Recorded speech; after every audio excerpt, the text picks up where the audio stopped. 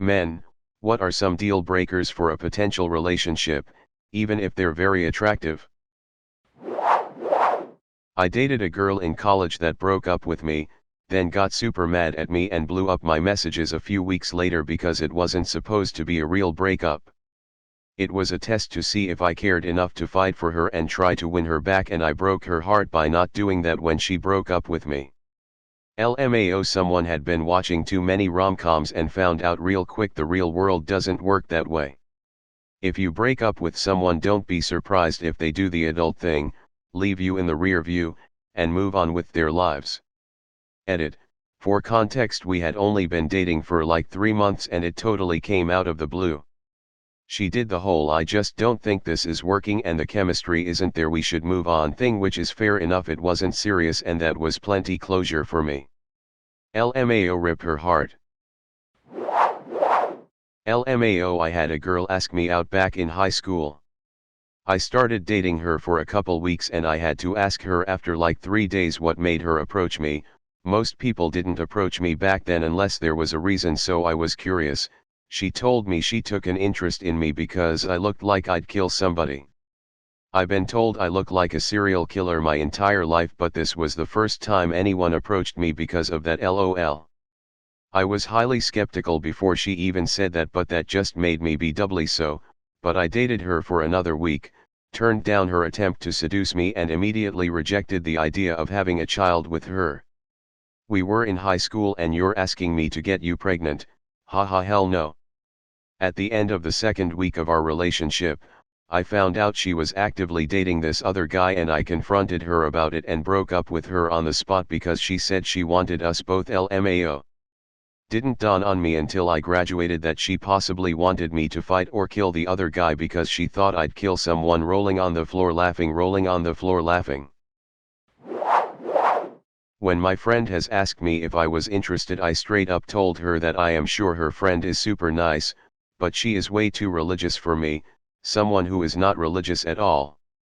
I am cool with someone believing in God and will even have debates and conversations around it, but I don't see how it would ever work between someone like me, who is at best agnostic, and that girl who clearly places a very large importance on religion. I am sure she is super nice and super sweet, and she was attractive with big tits, so there was that, but I didn't see any point in pursuing a relationship when we were both very far apart on a pretty fundamental part of our personalities. I would totally be open to being introduced to her at some non-date thing and I would have no problem getting to know her, but I just had zero interest based on all that. On the flip side, I would not be surprised if my personality and some other things would have made her say no because of similar concerns on her side.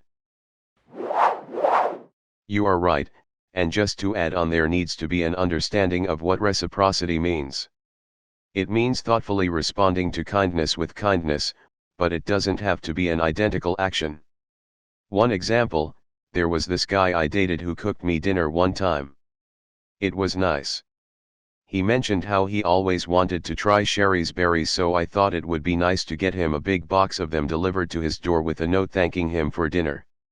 He ate all the delicious berries, but got mad at me for not immediately cooking him dinner since he cooked me dinner. I stuck around with him longer than I want to admit, but that behavior snowballed into him always treating me like I owed him something anytime he did something nice. He also did that thing where he tries to make you feel insecure about your flaws, which we all have, and he is so nice because he overlooks your them. Like he hangs it over your head to make you feel like you owe him. So, I wouldn't even actually call him nice. I'm a guy, but I disagree the majority of the time, but it depends on the context.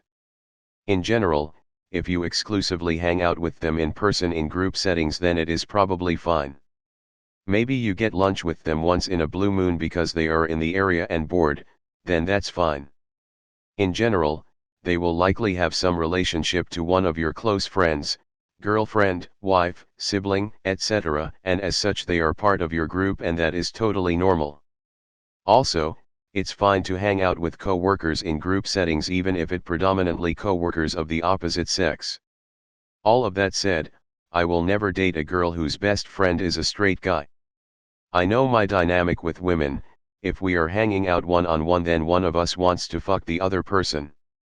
Seeing the interactions of every straight guy I have ever known, the dynamics between their opposite sex friends and themselves is identical to what I have described and personally experienced. Progressive men will downvote me and say I'm being reductive, but even they will know that deep down that I'm right the vast majority of the time about opposite sex friendships. Apologies, I know you asked men. I'm a lady, but I feel like my deal breaker could work for men or women. Skip mine if you want, no worries. My answer: how they act in a bad situation, and I don't mean like the world is ending type of situation. I mean we get caught in the rain on a date and neither of us have umbrellas and we have to walk back to the car. There are guys who would grab my hand and laugh and run with me, then say, well, I guess we won't forget this date. Actually happened. And there are guys who would cuss the whole way, complaining the rest of the night that they got damp. Yes, actual too. I really want to see people when things don't go their way, because I survived absolute hell as a child and still find a way to enjoy a new day. So when I see someone who loses their S and become unbearable just because they spilled their latte or something else trivial, I just lose a little bit of respect for them. And it also shows that they have no interest in actually making an effort to make a nice date memorable because they had a minor inconvenience, so you get to be miserable now too. That will carry over 1,000 times over in the relationship for a man or a woman. I honestly don't even care if the guy's attractive. 6 feet tall, 2 feet tall, 3 legs, no legs. Ugly, pretty, average. I just want somebody who is happy as hell to be caught in the rain with me. And infidelity as a side note. I have to add that because the guy with the rain cheated on me. Haha. Oh well. Double standards. Same rules apply to us both. Full stop.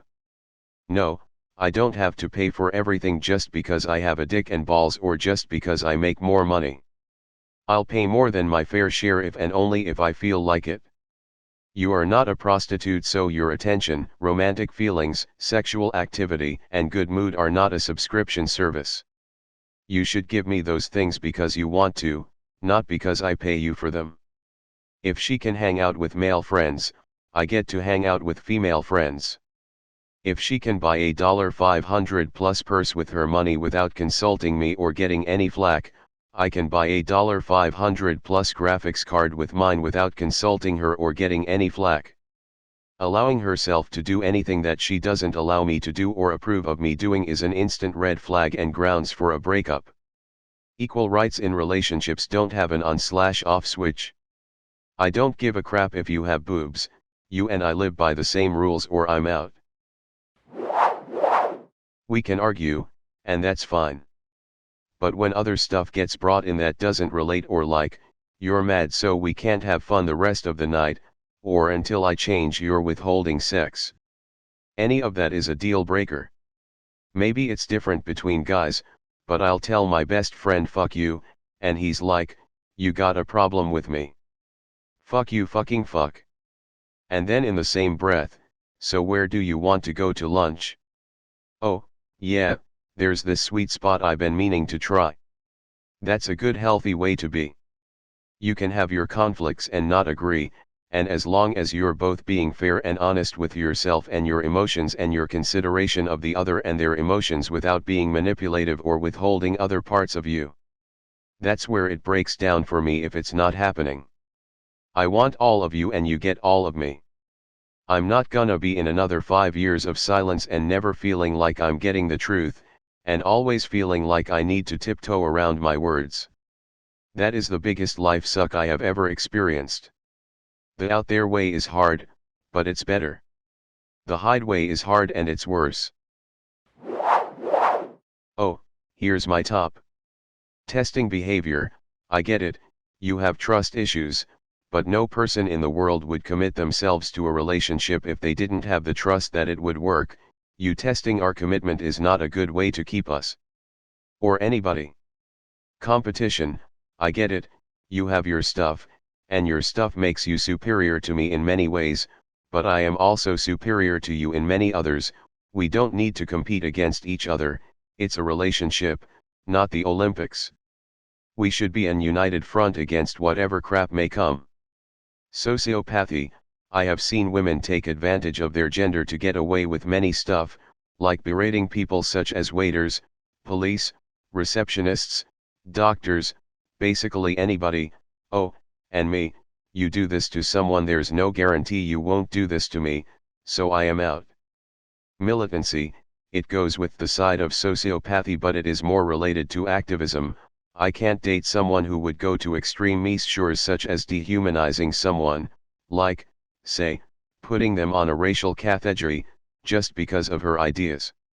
Today they are the enemy and we're cool, alright, for how long? Tomorrow I may say something, or worse, be something, that I can't control and is no longer tolerable for you, and then what? I can't trust people like that. Clinginess. I am me, you are you, we are together, but sometimes I want to be me, and you should want to be you, on your own. Even if we someday have kids, which I hope to, we should still try to find the time to be with ourselves. Haven't you heard November Rain? Everybody needs some time on their own. Uselessness. You are hot, to me at least, otherwise I wouldn't date you, but what else are you? Can you pull your own weight by yourself? Because I can, and some days I'll have to pull your own weight too, and that's fine, as long as it is not permanent. If I have to help you with everything every time, then you are not a girlfriend, you are a child, and I don't like kids that are not mine. Most importantly, I don't want to be involved with kids in a romantic relationship. I like women, grown women, who can figure stuff on their own. Honestly, the bar is so low that it should be a line on the sand for most men, yet so hard in some places of the world. High maintenance. If you can't handle basic adult responsibilities, I'm not looking to date a child and handhold you through your life. If you can't cook/clean for yourself, I'm not going to be your personal chef. I'm also not your alarm clock when you decide to take an afternoon nap and have somewhere to be afterwards. I also don't want to have to walk you through packing for a trip, planning a day out, etc. I'm not looking for a 1950s housewife. I want to be clear about that. What I am saying is that the person I want to be in a relationship with needs to be able to handle these things on her own, just like I handle my own business and self-care myself. I do enjoy cooking, and also like living in a clean/well-maintained environment, and I work hard to make that happen. If she can't maintain her own life/responsibilities, then that is a major red flag and turn off. It's a deal breaker. Predatory/controlling behavior. I don't care if someone is a goddamn gift from the gods, attempting to wedge me from my friends, family, hobbies, interests, or personality is instant no territory. Too many people try to take their baggage out on others by trying to manipulate or control them. I don't stand for it. If you don't like my friends, come see me later. Or, grow and change as a person. If you don't trust me around other women, go see a shrink about your trust issues. Or find some other dude. Disparage my hobbies? You don't have to partake. The worst is going into an all-out emotion storm when you don't get what you want. It comes across like a temper tantrum and makes you look pathetic, not sympathetic. I had a potential once that screamed at me over the phone, alternating between crying and anguished whining, because she saw me say hi to my first cousin, who is a woman a year younger than me. I hung up the phone. Haven't heard from her since *. Point being, let me breathe. If I cheat, which I won't because I was raised not to and never developed social skills required to be a player, you should leave me. Don't try to head off problems that don't exist because you can't handle your own intrusive thoughts. That's what therapy is for.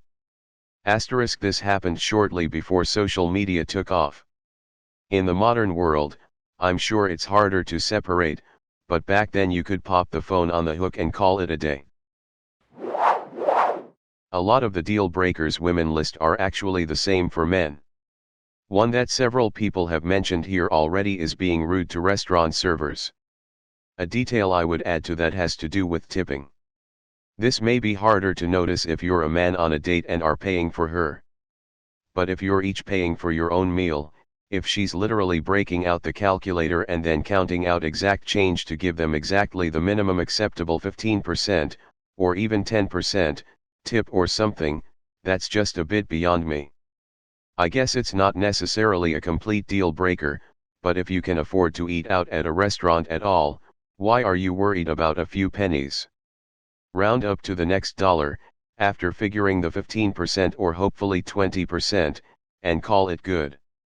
It makes it easy to calculate in your head, and it's less than $1 for you, but it adds up and makes a difference for servers. I've noticed friends doing this when we go to restaurants in groups. And I'm sorry to say I've only seen women doing it, though I can't imagine there aren't men who do the same thing. Any women see men doing this on a date? If so, it might be a small red flag. 2 things I learned from my ex before my wife that are/should be deal breakers are: extreme jealousy. Your partner should want you around and want your attention. Your partner should not demand you constant attention and fight against anything else that holds your attention. This behavior was ranging from constantly complaining to straight up sabotaging other activities. She invented crisis and called me every 10 minutes when I got together with my high school buddies I hadn't seen in years. She'd literally sit next to me during a movie and poke me and say, "Pay attention to me," over and over. Trying to change you. Your partner should inspire you to improve and be your best. Your partner should not demand you change aspects of who you are. We're not talking extreme behaviors here, nothing unsafe or abusive. A great example: she didn't like some of the movies I did, so she bagged them all up for me to toss out. You need to be you. If your partner doesn't love you as you are right now, they don't actually love you. Needless to say, that was a great learning relationship. I can give some examples of rude and just unsavory stuff, but that I am going to be petty and a bit more general to myself. One thing that will kill my interest is being unadventurous, like if I say, "Do you like sushi?" and you say, "No, it's gross, but I have never tried it." Shit like that, where you refuse to step out of your comfort zone. It's just super unattractive. It gives me an anti-boner. I am usually thinking like we can never work because I want to go do new shit and explore, and she wants to eat the same food every day and stay home. I just can't do it. Second, I would say I don't really care about how big a person is, but if you are unfit, I can't really do it. I mean, I have always been chubby, and at one point I was like 300 pounds. I could still hike and go swimming. I could go for a long hike pretty much any day of the week, and I have been doing it since I was a kid. Nature and stuff is super important to me. I have had people in the past tell me they love to hike, but then when I took them they could hardly walk, let alone hike in the mountains. It was as if they were on ice. I had another date where I took a girl just to a shopping center thing with like Asian food and stuff, and we walked from one end to the other, maybe a 10-minute walk, and she had to sit down to catch her breath. For my being out of shape is super attractive because I want to do that type of stuff, and if you can't come with me then I am kind of not into it. I don't want to have to choose between spending time with my partner and doing shit I want to do. Lastly is being too involved with your phone. This is the only one that my fiancé is guilty of. LOL.